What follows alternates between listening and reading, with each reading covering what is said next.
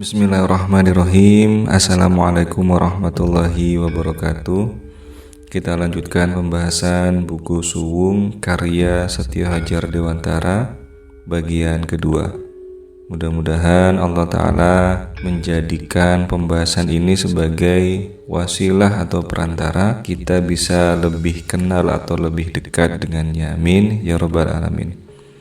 Baik, langsung saja kita bahas. Benarkah Tuhan itu ada? Dimulai dari pertanyaan, benarkah Tuhan itu ada? Kita bagi umat Islam tentu saja dengan mudah bisa menjawab ada. Karena sifat Tuhan yang pertama adalah wujud. Wujud artinya ada. Tapi tidak ada salahnya jika kita mengkaji atau mempelajari bagaimana makna wujud itu dari perspektif atau sudut pandang orang lain. Dalam hal ini, mari kita pelajari tentang adanya Tuhan dari sudut pandang buku Suwung. Baik, kita bahas jawaban atas pertanyaan apakah Tuhan itu ada tergantung pada kesadaran kita mengenai kata ada. Jika ada berarti kenyataan yang harus memiliki gatra atau bentuk fisik. Sudah jelas jawabannya, Tuhan memang tidak ada.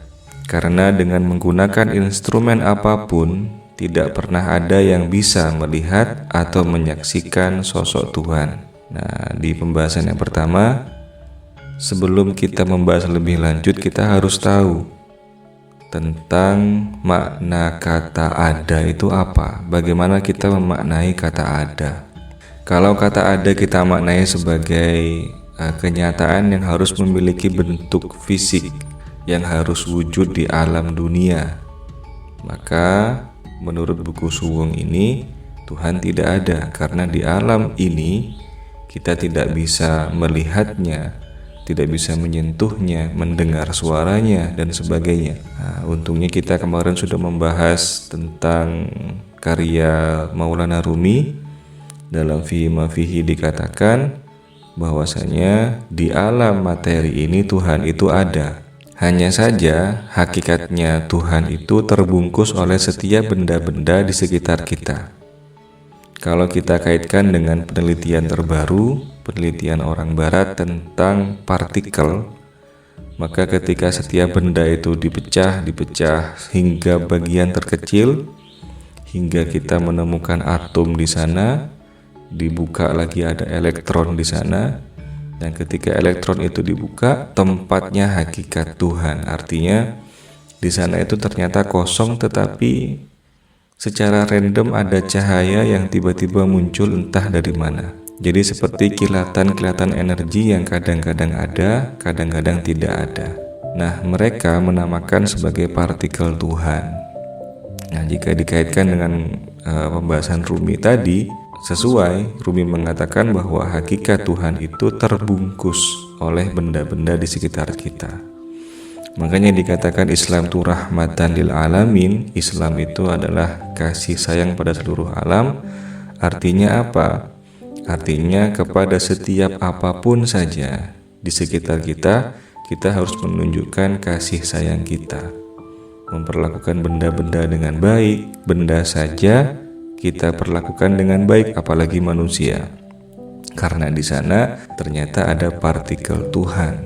Kita hormati segala apa yang ada di sekitar kita. Nyatanya memang perangkat indrawi manusia, meskipun telah dibantu alat paling canggih, tak akan pernah bisa menyingkap seluruh keberadaan. Ada wilayah non-materi yang hanya bisa ditangkap perangkat non-indrawi pada diri manusia. Nah, di sini kita menemukan bahasa baru, non-indrawi. Selama ini kita memahami indera manusia itu ada 5, berarti ada perangkat dalam diri kita yang selain 5 itu. Dimana perangkat ini, kalau di buku ini disebutkan sebagai perangkat non-indrawi, di mana perangkat inilah yang bisa menangkap subjek atau objek non-materi yang dimaksud.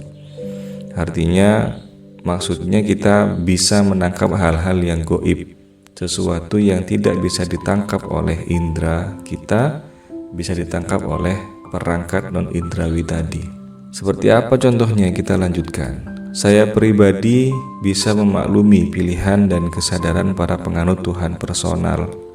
Maksudnya ini kaum-kaum yang menganggap bahwa Tuhan itu bisa memiliki sifat-sifat personal. Tetapi saya mengerti kesunyatan Tuhan sebagai suwung, realitas kekosongan yang menjadi inti sekaligus meliputi segala yang ada. Kesunyatan itu artinya realitas ya, atau kenyataan. Suwung itu artinya kosong. Tuhan bukanlah sosok, segala sosok bukanlah Tuhan. Dalam satu sesi meditasi, saya mengalami keadaan ketika jiwa melampaui wadah dan batasan raga, memasuki langit penuh bintang dalam rasa yang melebur dengan keseluruhan jagat raya. Lalu tibalah suatu keadaan yang serba kosong, gelap namun sangat nyaman. Dan saat itu terasa bahkan raga ini sudah tidak ada, hanya tinggal kesadaran, menyatu luruh dalam kekosongan yang menjadi sumber dari segala yang ada. Tuhan bukanlah sosok, segala sosok bukanlah Tuhan. Ini kalau kita kaitkan dengan kalimat di Quran, laisa kamitslihi syai'un. Jadi Allah itu tidak sama seperti segala sesuatu, tidak sama dengan sosok apapun ya. Jadi Tuhan bukanlah sosok dan segala sosok bukanlah Tuhan. Artinya Tuhan itu adalah sesuatu yang tidak bisa kita jangkau. Dalam satu sesi meditasi, ketika manusia itu melakukan sebuah meditasi, dia duduk dengan tenang, dia memposisikan tubuh dengan nyaman, dia mengatur nafasnya.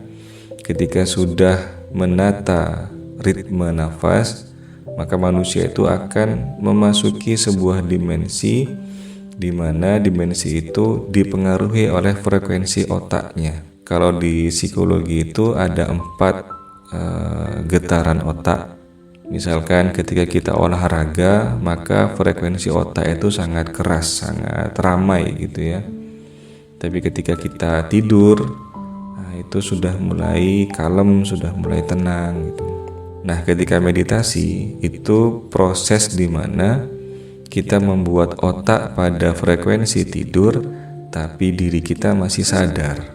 Nah, itulah kemudian ketika manusia itu meditasi atau khusyuk ya, atau tenang, dia itu bisa merasakan hal-hal yang di luar nalar, karena perangkat non-indrawi tadi itu aktif ketika manusia sedang khusyuk dan tenang, atau ketika sedang proses meditasi itu tadi. Kejadian ini juga dialami beberapa praktisi meditasi yang saya kenal. Kami menyebutnya pengalaman suwung. Jadi pengalaman di mana jiwa ini itu memasuki sebuah alam yang kosong, bahkan kita tidak bisa merasakan diri kita lagi, kita menyatu dengan kekosongan itu, sehingga kita kemudian merasa bahwa kita ini luas, bahwa kita ini besar, bahwa kita ada di mana-mana. Nah, kondisi itu disebut dengan pengalaman suwung. Sejauh saya mengerti, keberadaan Tuhan personal hanyalah cara sang suwung untuk membuat manusia lebih mudah mengenal keberadaannya sebagai realitas yang maha agung.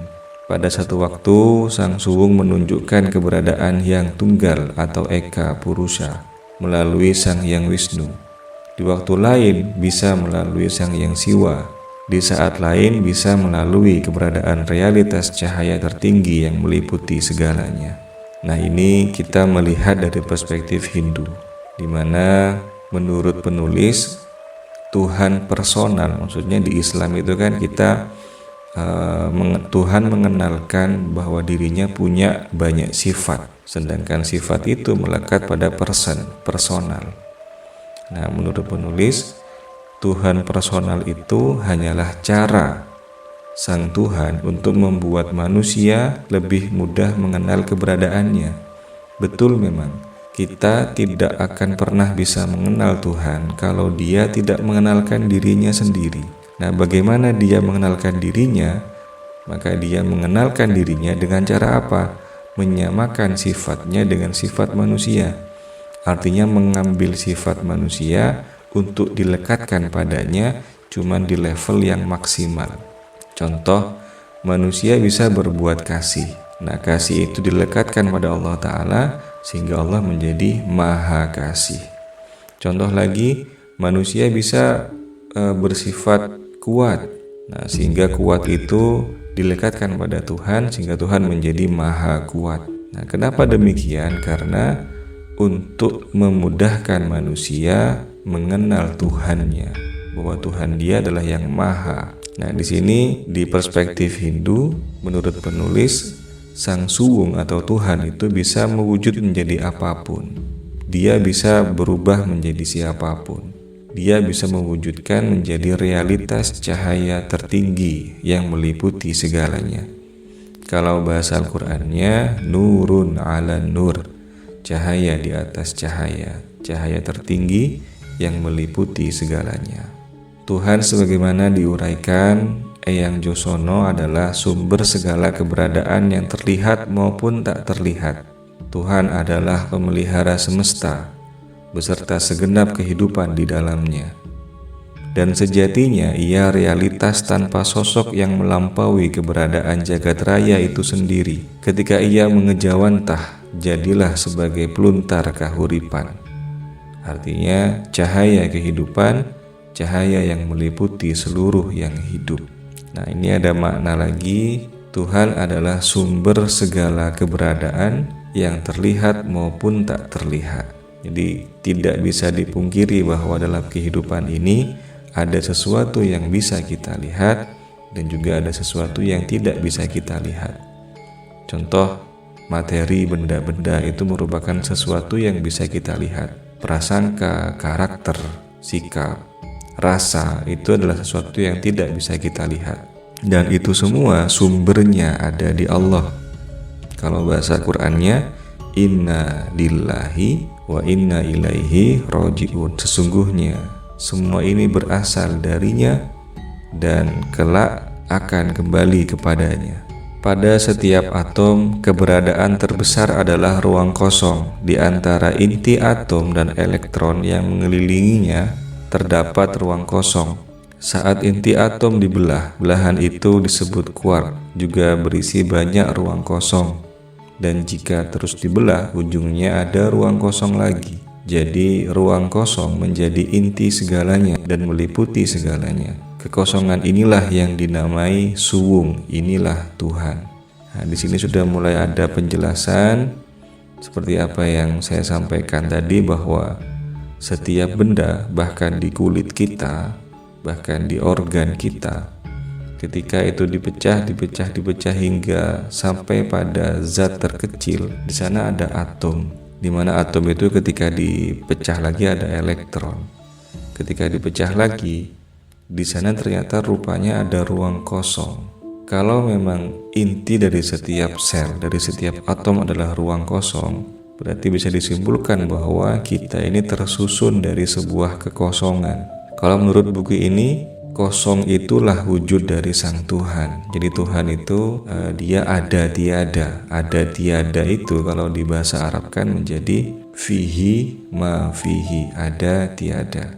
Adanya karena memang dia wujud, tiadanya karena kita terbatas untuk bisa mengakses ke sana. Satu-satunya makhluk yang mampu mengakses ke Tuhan hanya satu, Kanjeng Nabi Muhammad SAW.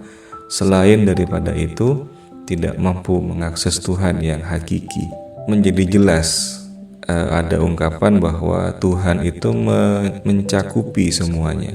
Tuhan meliputi semuanya. Karena apa? Karena dalam setiap sel kita, dalam setiap atom diri kita, di sana adalah kosong. Dimana kalau menurut buku ini, kosong itulah Tuhan yang hakiki. Ya, jadi ada tiada tadi. Maka kembali pada pertanyaan apakah Tuhan itu ada, bisa ditegaskan bahwa Tuhan itu ada sebagai suwung. Nah ini, Tuhan itu ada sebagai kosong. Kekosongan yang mengandung seluruh benih keberadaan dan meliputi segala yang ada, baik pada tataran metafisik maupun fisik. Segala yang ada dan terlihat adalah pancaran dan pengejawantahan dari suwung. Jadi sekali lagi, agar kita tidak bingung, maka saya berusaha membuat lebih sederhana. Kalau menurut buku ini, Tuhan yang hakiki itu adalah kosong. Kosong artinya bukan tidak ada, dia itu ada tiada. Kalau bahasa Arabnya fihi ma fihi, fihi itu ada, ma fihi itu tiada. Jadi Tuhan yang sejati itu adalah ada tiada. Adanya karena memang dia wujud, dia menciptakan kita semua, berarti dia ada. Tiadanya karena apa? Karena kita tidak mampu untuk mengakses ke sana, sehingga indrawi kita menganggap dia itu tidak ada. Justru dengan kekosongan itulah menjadi adanya Tuhan. Nah, kalau mau dikaitkan ke ilmiah, jadi atom kita ketika dibongkar itu ternyata kosong. Maka setiap benda, segala apapun yang ada di alam ini, maka tersusun dari kekosongan. Artinya bukan kosong yang tidak ada, tapi kosong yang mengandung seluruh benih keberadaan dan meliputi segala yang ada. Ya, berarti intinya Tuhan itu ada. Kita tutup dengan sebuah quote, "Don't wait until you feel confident enough to act. Your confidence built as you take action." Jangan menunggu sampai kamu merasa nyaman untuk berbuat. Berbuatlah, karena perasaan nyaman itu dibangun berjalan seiring dengan ketika kamu mengambil sebuah tindakan. Ketika kita mempunyai sebuah rancangan, sebuah planning, sebuah rencana, jangan nunggu kita merasa nyaman untuk segera bertindak. Bertindak sajalah, lama-kelamaan kita akan merasa nyaman. Baik, terima kasih banyak. Mudah-mudahan ada barokah dan manfaatnya. Saya akhiri. Assalamualaikum warahmatullahi wabarakatuh.